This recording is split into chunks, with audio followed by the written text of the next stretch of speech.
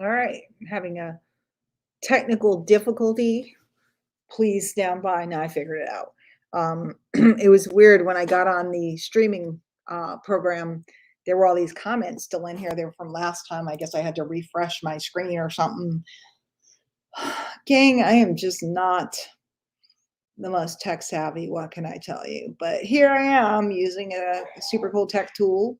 And yesterday I learned how to use a new software. It's pretty cool. But um, quick live. Hi, it's Diane Hockman from DianeHockman.com. And I promised that I was going to do a live every day. Hello, Linda.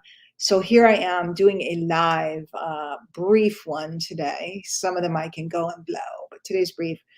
So yesterday, this week, I had two doctor's visits. Monday, I went to see my primary care physician for a follow-up from my hospital stay. And in case you're just catching up, I was hospitalized due to COVID. Spent a week in the ICU and all this other good stuff. Hello, everybody. Hi, everybody. So on Monday, I went to my primary care physician for a checkup and, checked me up and all this other stuff. And I got a flu shot, which guys, I am just, this is me. The less stuff I put into my body, that if I don't need it and it's not natural, whatever, I prefer to not be taking stuff. I don't even like to take Tylenol. Okay. But doctor told me this year I'd be at a higher risk for flu. And I said, okay, I'll take the flu shot. So I took a flu shot. And then I got a tetanus shot, which I was overdue for. And I got a tetanus shot. And my arm is like freaking killing me. It didn't hurt me the day I got it. But today, the day after, and today, last night, it was like throbbing. I was laying in bed trying to get to sleep. I had to get up early, and it was like,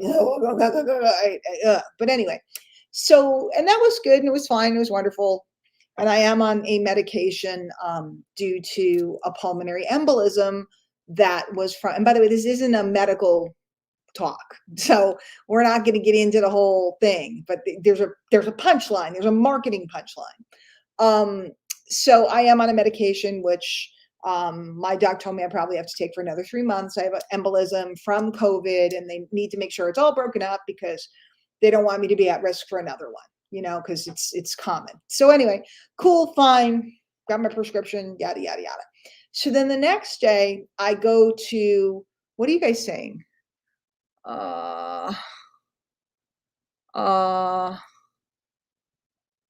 My eyes look really blue today and I look great. Well, hey, Fernie.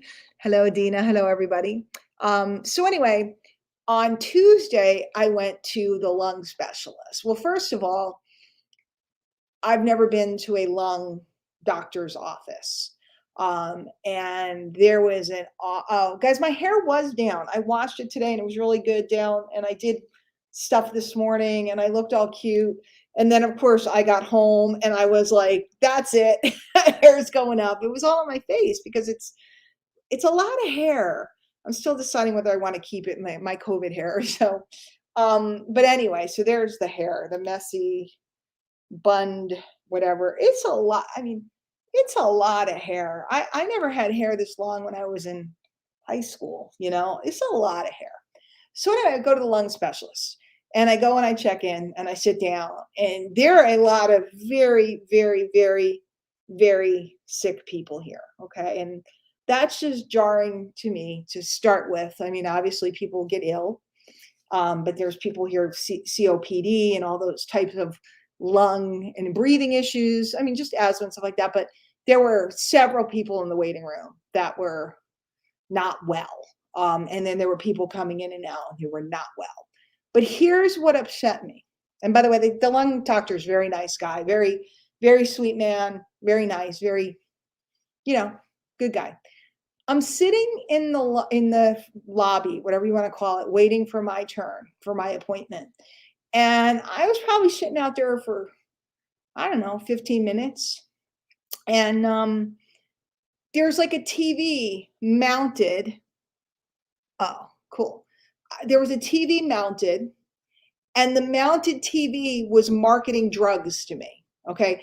I'm coming to a doctor so I can get well, to get off my drugs, right? To get off the medication I have to take.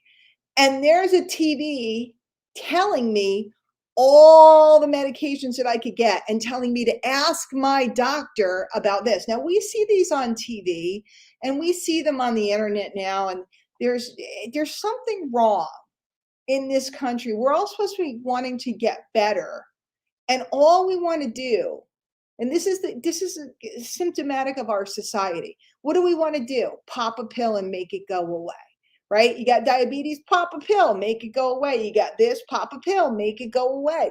You got this, you got that, pop a pill, make it go away. How is that marketing? Linda, a drug company is sitting here marketing to me with commercials and stories about their particular brand name drugs and telling me to ask my doctor if I can have a prescription. That's the epitome of marketing. And I'm a marketer and I love marketing. But there's some things that shouldn't be marketed. There's some things, and by the way, I named this live pill. No, well, Alice, I guess it was good because what it does is it tells people they can go back to normal, right? Tells people they can go back to normal if they just take this drug. And what they do is they always show, people that are vibrant and people that are, doing things and having their grandkids because they know their targeted market, right? Their target market, it's grandkids sitting on their lap and they're happy and the family's all together around the dining table. And if you just take this particular drug, you're going to be able to do all these fun things. Okay. Well, Alice said false hope. Is it false? I don't know whether it's false or it's not. The point being that in consultation with a physician, you should be able to pick your treatment path and everything. But when we get into, models, telling their fake story about this incredible wonder drug, right? There's something wrong with this. So I'm there trying to get better, and all I want, because the doctor has to convince me to stay on the pills, right? I want to get off the pills, and he did convince me because he told me that I'm at a risk for a secondary clot that could travel. And a friend of mine has somebody who recently in their 50s died suddenly from something like that. So he convinced me I'm being a good kid. I'm following his advice, right? Following his advice. My blood pressure was good. I've lost some weight since the hospital. Been working very diligently on really improving my health. And my point is, I don't think, and guys, please do not misunderstand. This is barring, there's some conditions that we have no control over. I understand that. And I know that there's people here that have lived through conditions, okay? And I would hope that, if I ever have a situation like that, that there's every medical possibility available to me, treatments, medications, etc. I think that we want to have different things available to us. But the idea that we don't have to take responsibility for ourselves. I'm sitting here as a middle-aged overweight woman, okay? I went to the hospital. I looked at my charts and my this and my that, and that's what we're doing. We're getting some clean blood work so we can see what my numbers really are versus what they were in the hospital when my body was under attack. But I don't want somebody marketing drugs to me. Okay? I want to have medication available to me if I'm in need. But the idea that we're marketing the more convenient insulin shot or the more convenient, I don't know. It just makes no sense to me. It makes no sense to me. And there's a lot of marketing in general. I love a good pitch. I'm a good pitch woman. If you guys didn't see the $100,000 with 70 people pitch I did the other day, it wasn't even a pitch. It was a talk I was doing for affiliates. And then I listened to it and I went, damn, that's a good pitch. And I ripped it and I shared it. If you didn't see it, go watch it. I don't care if you buy the thing, but go watch. That's a really good pitch, right? Really good pitch. I love a good pitch. I love a good sales mechanism. I love a good funnel. I love a good upsell. I'm a marketer. What I don't love is taking advantage of people and or making, I'm all for profit. Okay. Fernie, you can market whatever you want to me because I'll buy whatever you're selling, honey. So I always have, I always will. Right down the rabbit hole. Let me know what you're selling. Let me know what you're selling. Anytime, just shout, text me. You got my number. You got my number. Give me a text. Um, I'm doing this, but I'm telling you to text me. That makes no sense. I don't know. I'm old. So anyway, I want you guys to think about that. There's a million people that need your products and services, and then there's other people that probably shouldn't get your products and services right now. Now, it's not up to us to make that decision, but we also probably should not target certain people because there's right things to do and wrong things to do, and it's not for me to dictate to you what's right and ethical in your heart. But the one thing I know, I think that marketing drugs to people sitting in a waiting see, it's one thing if you're sitting home and you're watching TV, but I'm sitting in a waiting room. They have this captive audience of sick people, and they're telling me what drugs to ask for. I just thought it was really crappy. Okay, I just thought it was really crappy. And I promised I'd do it live every day. So I'm doing a live with a rant and a mumble and a this and a that about things that I see around me that I think are kind of screwed up. Um, Only two countries are allowed to market drugs, the US and New Zealand. Isn't that weird? I mean, again, I'm all for profit, but there's sometimes where you need to take a pass on the profit because I don't know. Anyway, I don't know if you guys agree, disagree. I love to have dialogue, respectful dialogue, but I think that I was given a list of because I'm taking a medication that's not very expensive, and the one that they wanted me to take would cost me $700 a month, and I'm just like, this is insane. This is insane. So I just think it's all crazy. And there are all these name brand sexy things. And you go to their websites. And then I thought it was hysterical. And again, don't get you all political, crazy insanity stuff going on because I've seen too many angry people lately. But one of the medications was made by Janssen, which made the vaccine that I took that I ended up getting a breakthrough case on. So I was kind of thinking maybe I'll call them and see if they'll give me some of their free drugs to make up for the fact that I got I got COVID after I took their vaccination. I don't know. I'm just having some fun with it. But in any case, where's the line in your business? When do you decide you want to get political and angry? I know. Go ahead. Go. There's some other post somewhere, Fernie, that you can have an argument. I promise you, there's this one guy that's making the rounds. A lot of us paid our respects to our friend David who passed. I think you know David too, Fernie. And there's one guy that was like going around to every one of our posts and putting just the nastiest, most insane comments. And he was just like, when he'd get blocked by one person, he'd go to the next person, the next person. It just really ignorant. I don't know, whatever people. I don't know. So as far as your business, guys, where's the line? What are you willing to market? What are you not willing to market? What are you willing to do? What are you willing to not do? I want you to think about that. I think that marketing drugs to ill people in a lung specialist office is not so cool. I think there's some practices in the home business space that's not so cool. I think there are people out there that create things to basically rip people off and they know it and they plan on it. And I think it's not so cool. I'm not here to regulate them. That's not my job. Consumer beware. If the consumer goes down that path and they don't see all the red flags, well, I guess everybody has to learn a lesson at some point. But where are you? What do you feel right about selling? What do you not feel right about selling? And then I want you to think about it because there's two sides, right? Because there's some people that are afraid of selling everything, and that's hurting your business. I've had, I don't know how many conversations this week.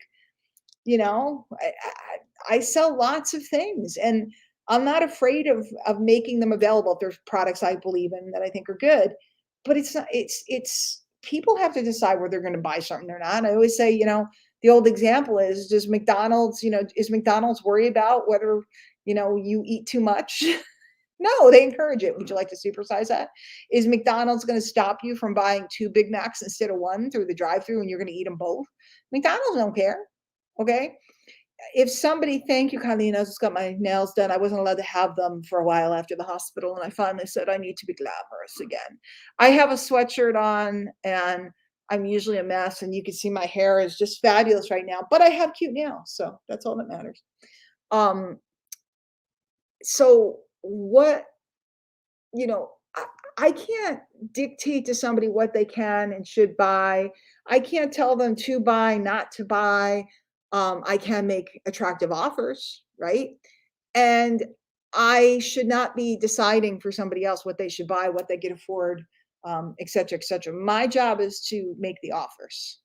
My job is to make the offers. But then the question becomes, am I willing to offer something I know that the person has no shot with? Am I willing to offer something that I know is going to collapse? I've been doing this for 22 years. There's some things you just look at, I just look at them and I go, "Ah, no, that thing ain't going to be around." Am I going to offer that type of stuff? Some people do. Some people do. You have a sudden urge. Fernie has a sudden urge to go buy some drugs. Well, you are in the right location in LA. Just head down the street. I'm sure you can find some. Good to see you.